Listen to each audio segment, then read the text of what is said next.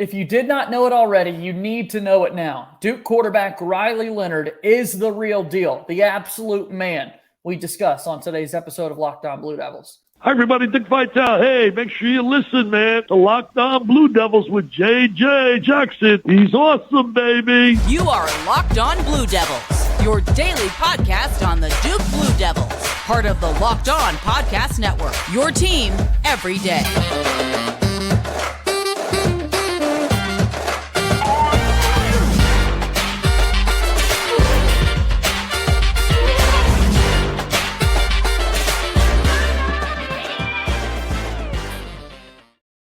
Hello, everybody, and welcome into another episode of the Locked On Blue Devils podcast. My name is JJ Jackson, and it's so great to have you here with us on this Thursday, September 7th, 2023, continuing to still react to the season opening win for Duke football over Clemson. We'll talk a lot today about Riley Leonard, what he means for this Duke football program, and so much more. And I have that conversation with my good pal Jordan Mann at Duke FB Fans on Twitter. It's going to be a fun show. If you haven't done so already, please be sure to follow and subscribe to Locked On Blue Devils for free wherever you get your podcasts. Also, be sure to watch our show daily on YouTube. Subscribe to our YouTube channel. Continue to support Locked On Blue Devils as we keep this thing moving in the future. Follow us on Twitter at LO_Blue Devils and follow me on Twitter at _JJ_Jackson_.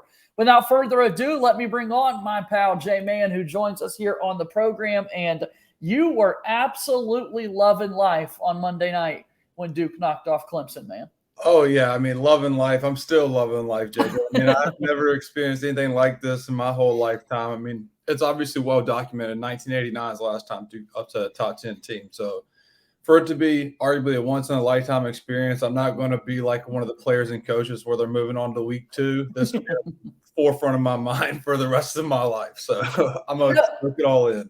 Tell us about it, man. Obviously, we see the clips that you put out. I mean, the storm rush that you had, the form. You were high-stepping onto that field over at Wallace Wade Stadium. We have to know, take us throughout your day, the life of Jordan Mann, Duke football fan superstar, the whole day, the whole experience. How are you feeling, and how did your emotions kind of play out throughout the game? Oh, man. So you want the whole day-to-day operation of what?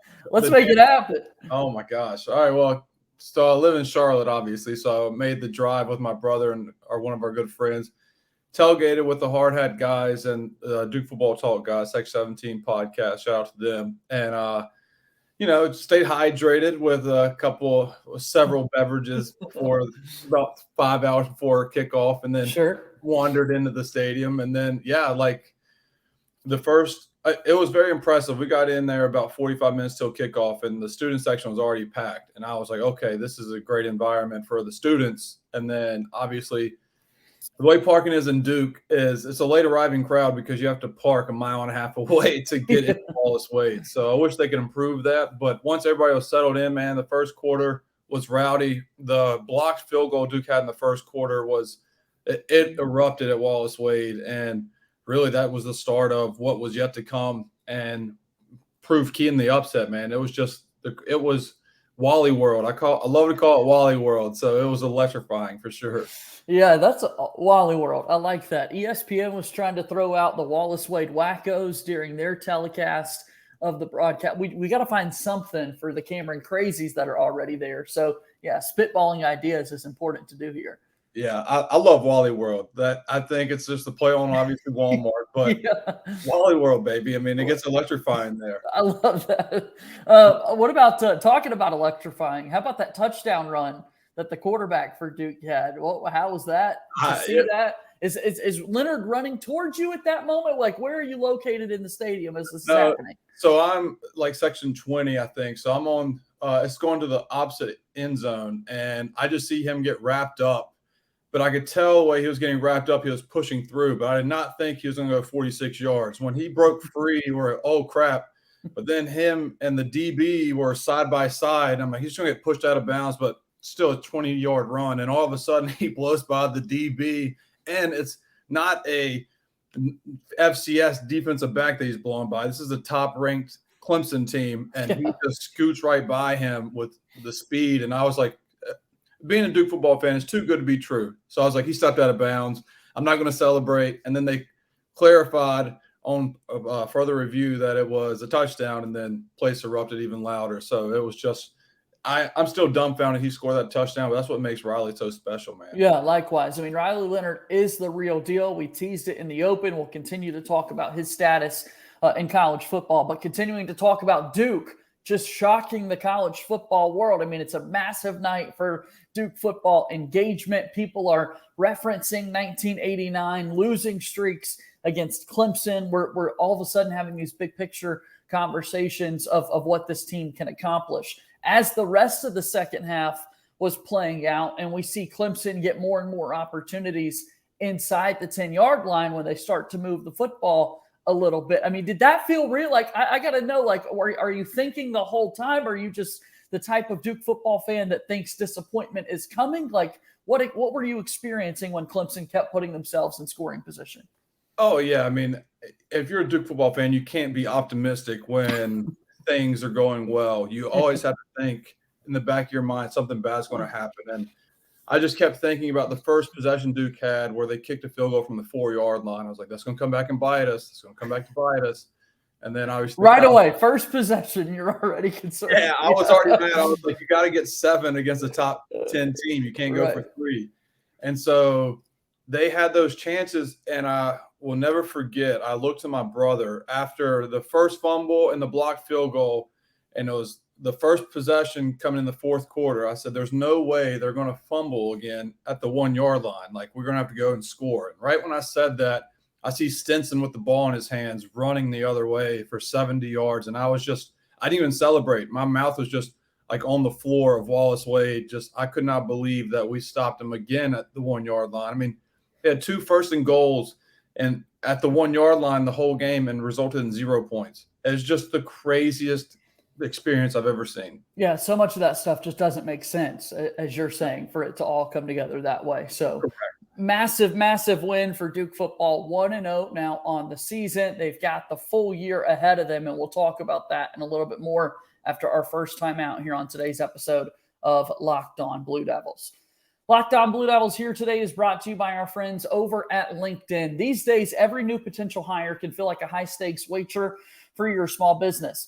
You want to be 100% certain that you have access to the best qualified candidates available. That's why you have to check out LinkedIn Jobs. LinkedIn Jobs helps you find the right people for your team faster and for free. Add your job in the purple hashtag hiring frame to your LinkedIn profile to spread the word that you're hiring. Simple tools like screening questions make it easy to focus on candidates with just the right skills and experience so you can quickly prioritize who you'd like to interview and hire. It's why small businesses rate LinkedIn Jobs number 1 in delivering quality hires versus leading competitors.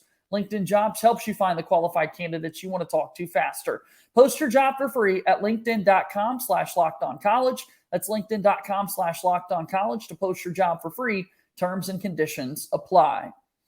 Moving forward here on today's episode of Locked On Blue Devils, JJ Jackson alongside my pal Jordan Mann at Duke FB Fans on Twitter. So big win for Duke.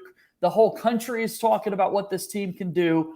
Everyone's talking about Riley Leonard. The ESPN broadcast made sure to document the stories that Duke fans have heard about him so frequently, from his mother doubting him and sending him kind of the negative text messages before the game to the fact that he was this great basketball player in high school. I simply ask you, Jordan, who is Riley Leonard? Who is this Duke quarterback?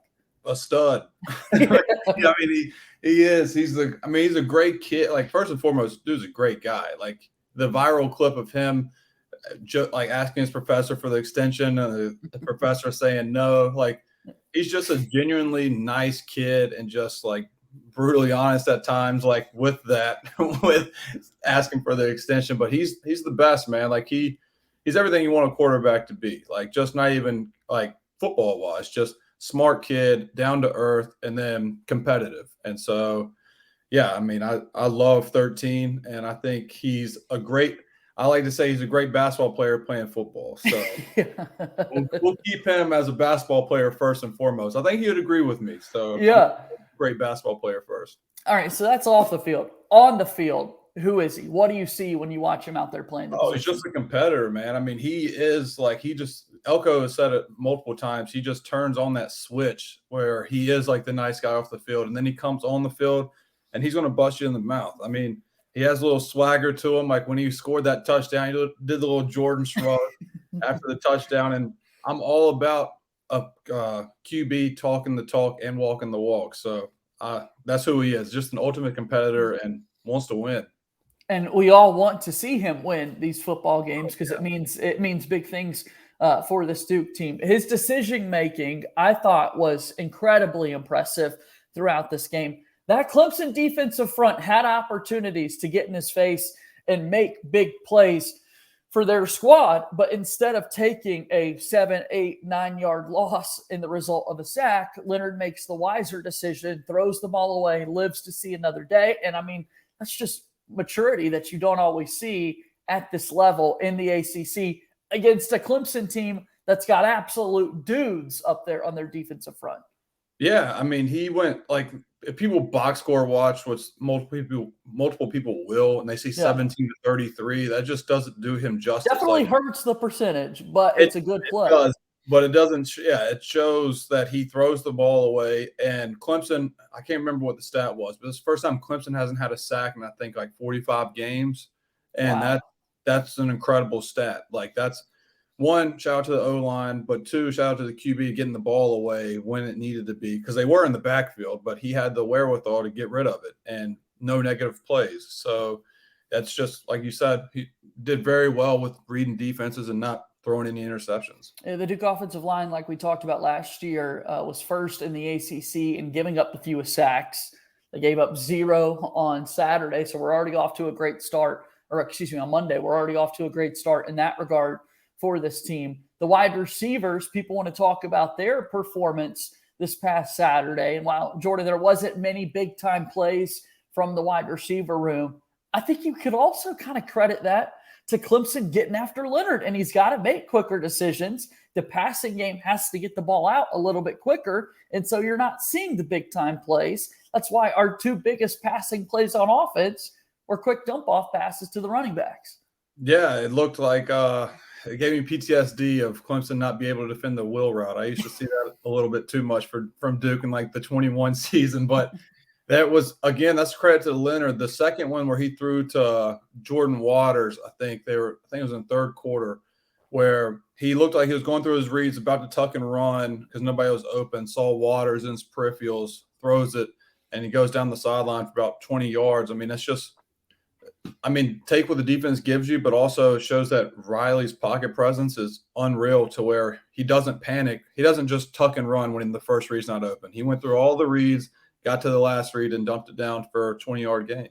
It's week 1. It's obviously trying to get set for the NFL season to start, which is later tonight. Chiefs and Lions should be a fun one with the reigning Super Bowl champ. So we haven't even seen the NFL yet this season, which means we've got some draft guys that are looking for content. They're getting their first look at some of these players. And now Riley Leonard is asserting himself as like the 3rd best quarterback in this upcoming draft class behind Caleb Williams at USC and Drake May over at UNC. This is wild, man. Like we will begin to have just this big picture conversation about him, the draft prospect. And it feels like Riley Leonard is going to be in much higher regard in that scope as opposed to some of these national awards he could win for the college game, if that kind of makes sense. Yeah, and what's going to happen to Riley, I can already see the future because Daniel Jones went through this too when he was getting drafted or going through it, is they're going to nitpick this Clemson game and whatever happens at Florida State. He can go 33 of 34 this upcoming Saturday against Lafayette for 500 yards and other games against Virginia, but they're going to be like, well, when it was Clemson and Florida State, his completion percentage wasn't there. And again, that's going to be the narrative that he's inaccurate. But similar with Daniel Jones, what NFL did was they kind of discredited Duke receivers and like, well, if this was so-and-so, his completion percentage was really 66%, not 55%. So the media is going to run with that with Leonard as a prospect. But at the end of the day, I think you're correct. I think he is the 3rd best QB in the draft. And how about it that Duke, if he does, hypothetically, Duke has a special year, he is a first-round pick this upcoming year. Duke has 2 quarterbacks from the first round in the NFL. When do we start talking about QBU Make it happen, man. QBU indeed. Those are the clips we look for here on Locked On Blue Devils. And Jordan, you always deliver. That's perfect. One more time out here on today's show, and then we'll be back to wrap up our conversation with my good buddy Jordan Mann on the other side of this break. Locked On Blue Devils here today, brought to you by our friends over at Gametime, the #1 ticket place that you need to be checking out. It is the place for last-minute ticket deals. Forget planning months in advance. Gametime has deals on tickets right up to the day of the event. Get exclusive flash deals on tickets for football, basketball, baseball, concerts, comedy, theater, and so much more. The Gametime guarantee means that you'll always have the best price. If you find tickets in the same section and row for less, Gametime will credit you 110% of the difference. It's crazy. Snag the tickets without the stress with Gametime. Download the Gametime app, create an account, use code LOCKEDONCollege for $20 off your first purchase. Terms apply. Again, create an account and redeem code LOCKEDONCollege for $20 off. Download Gametime today. Last minute tickets, lowest price guaranteed.